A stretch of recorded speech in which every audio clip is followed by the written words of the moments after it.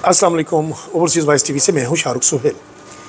नाज़रीन इकराम, बेहद माज़रत के 5 दिन की तवील ख़ामोशी के बाद मैं आज आपसे मुखातिब हो पा रहा हूँ, और उन तमाम दोस्तों का, उन तमाम मोहब्बत करने वाले फ़ॉलोअर्स का बेहद शुक्रिया जो फ़िक्रमंद थे और बार बार मुझसे सवाल कर रहे थे कि मैं अपनी खैरियत से उनको आगाह करूँ। तो इत्मीनान रखिए, अल्हम्दुलिल्लाह मैं बिल्कुल खैरियत से हूँ। कुछ अर्सा पहले आपको याद होगा मैंने आपको बताया था कि मैं यूरोप में कुछ फ़लाही काम करने वाली तंजीमों के साथ वाबस्ता हूँ, और मुझे मुख्तलिफ़ कंट्रीज़ में प्रोग्राम्स के लिए, होस्टिंग के लिए, मेज़बानी के लिए जाना होता है।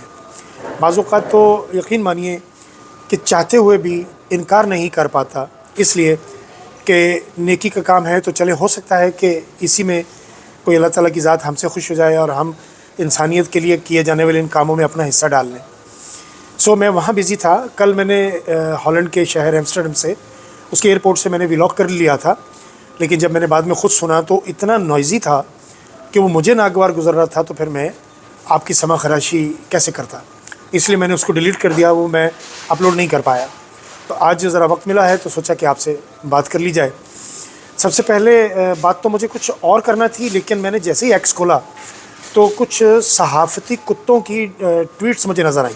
देखिए, ये लफ्ज़ बोलने पर मैं मजबूर हुआ हूँ या मजबूर किया गया हूँ, क्योंकि वो जो सहाफ़ती कुत्तों का एक दड़बा है ना, उसमें जो कुत्ते कैद किए गए हैं, बंद किए गए हैं, उनमें से 2 भौंकवैयों ने ट्वीट किया है, और उन्होंने यही लफ्ज़ इस्तेमाल किया है तहरीक इंसाफ के दोस्तों के लिए। लंदन में जो एहतजाज हुआ काजी जैसे बेज़मीर और बेगैरत आदमी के लिए, और नवाज़ शरीफ जैसे गद्दार वतन के लिए जो प्रोटेस्ट हुआ है, उसमें उनको मुखातिब करके उमर चीमा, जो कि सहाफ़ती कुत्तों के दड़बे का एक बड़ा कुत्ता है, और साथ नजम वली ख़ान जो अपने आप को पख्तून कहता है, लेकिन उसके अंदर पख्तूनों वाली कोई रवायत दूर दूर तक नज़र नहीं आती। सो उसको पता करना होगा कि वो असल में है क्या। इन दोनों का जुमला मिलता जुलता था। इसका मतलब ये है कि इनको जो स्क्रिप्ट दिया जाता है, ये उसके मुताबिक अल्फाज का हेर फेर करके ये उसके मुताबिक ट्वीट कर देते हैं। उमर चीमा ने लिखा कि गलियों में भागते आवारा कुत्ते, यानी तहरीक इंसाफ के लोगों को जो कि गलियों में इन लोगों का पीछा करते हैं, काजी फैज़ ईसा के। इसी तरह नजम वली ख़ान ने भी लिखा कि लंदन की गलियों में कुत्तों के हवाले से इसने बात की। सो ये लोग ये नहीं सोचते कि एहतजाज पूरी दुनिया में किसी भी कौम का हक़ है।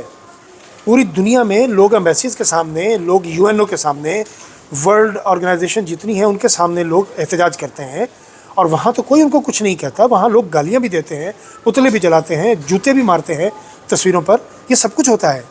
लेकिन जो मुग़ल्लिज़ात ये भौंकवैये बकते हैं, ये तो दुनिया में कहीं नज़र नहीं आता। सो इसका मतलब ये हुआ कि ये सहाफ़ी नहीं है, ये बुनियादी तौर पर भौंकवैये अपॉइंट किए गए हैं। उमर चीमा ने भी यही बकवास की, और नजम वली ख़ान ने भी यही बकवास की, और हसन अयूब की तो बात ही छोड़ दीजिए, क्योंकि उसके भाई को और उसको 2 टिकट तहरीक इंसाफ ने नहीं दिए थे। वो तब से बहुत बड़ा कुत्ता बन के वो भौंकवैया बन गया, तो वो भौंकता रहता है हर रोज़। इन लोगों को कोई काम नहीं है। आप एक्स पे कभी जाके देखिए, आपको लगेगा कि ये लोग ज़िंदगी में और कोई काम करते ही नहीं, और शायद ये खाते भी नहीं, सोते भी नहीं, पीते भी नहीं, और ये लोग सिर्फ़ और सिर्फ ट्वीट करते हैं बस, क्योंकि उसी चीज़ की इनको हड्डी मिलती है।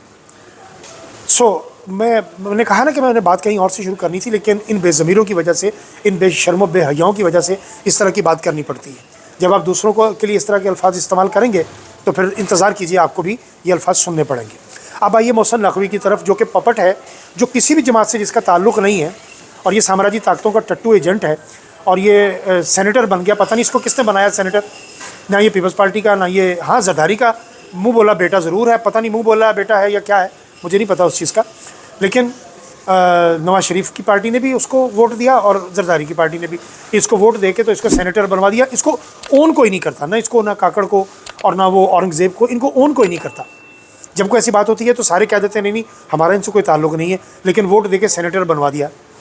मोहसिन नकवी कह रहा है वज़ीर दाखिला के तौर पर कि जो लोग वहाँ बलवा कर रहे थे, जो लोग वहाँ फसाद कर रहे थे, या काजी फ़ाइज़ ईसा जैसे बेज़मीर बेगैरत लुच्चे लफंगे इंसान को, जिसने के पाकिस्तान के आइन और कानून की धज्जियाँ उड़ा दी, और उसकी अहलिया वो जो करेरा मोंतसरात ज़रीना ईसा, नाम बदल के स्पेनिश नेशनलिटी जिसने ले रखी है, उस औरत ने भी एक अब पैगाम जारी किया है कि पीटीआई वाले हमारी जान छोड़ दें, हम बहुत परेशान हैं।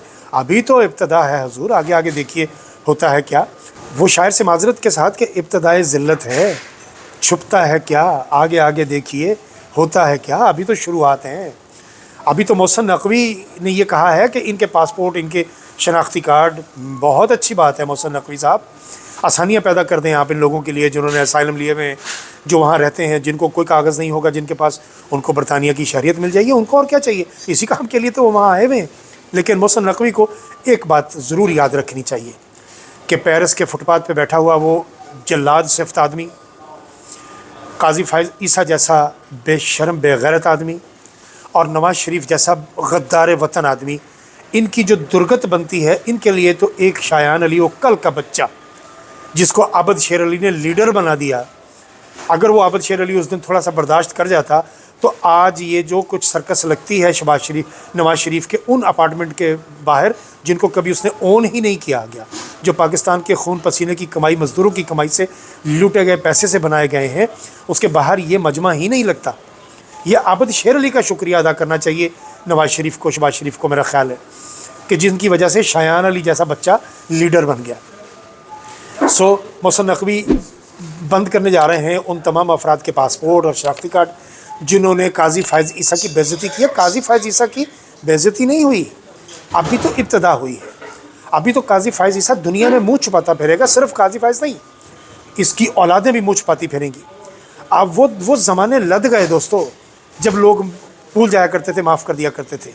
तहरीक इंसाफ में और कुछ हो ना हो, एक चीज़ ज़रूर है, अब तो कप्तान भी अगर कोई गलत काम करेगा तो ये लोग उसको, कप्तान को माफ़ नहीं करेंगे, क्योंकि कप्तान ने इन लोगों को ज़ुबान दे दी है, बोलना सिखा दिया है।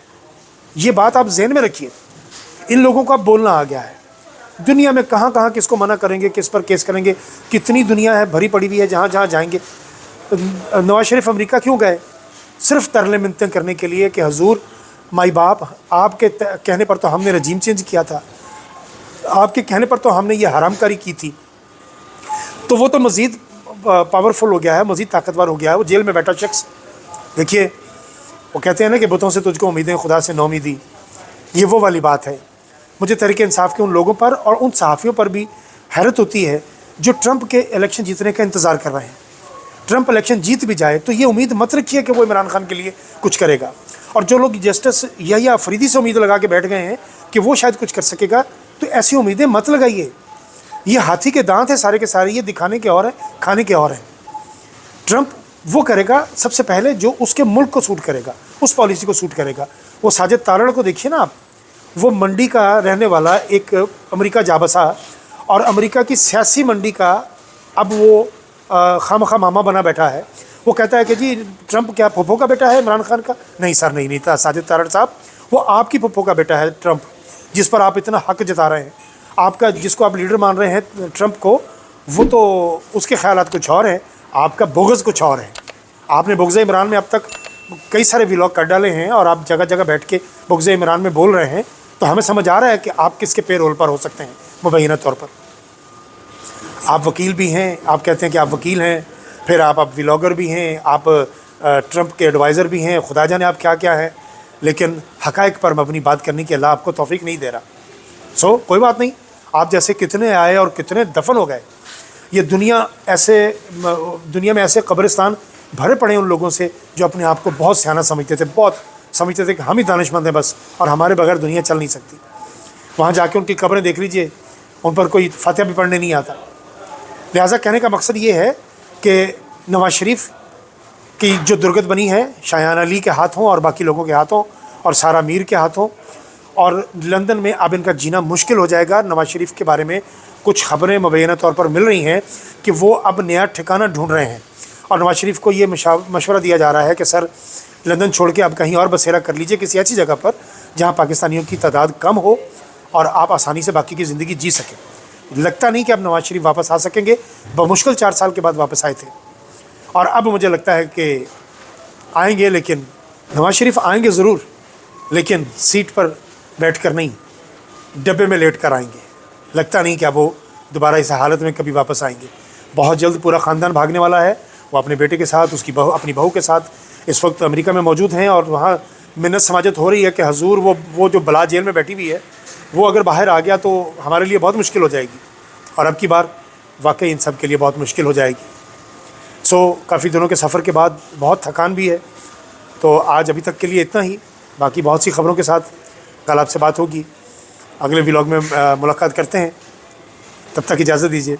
अल्लाह हाफ़िज़।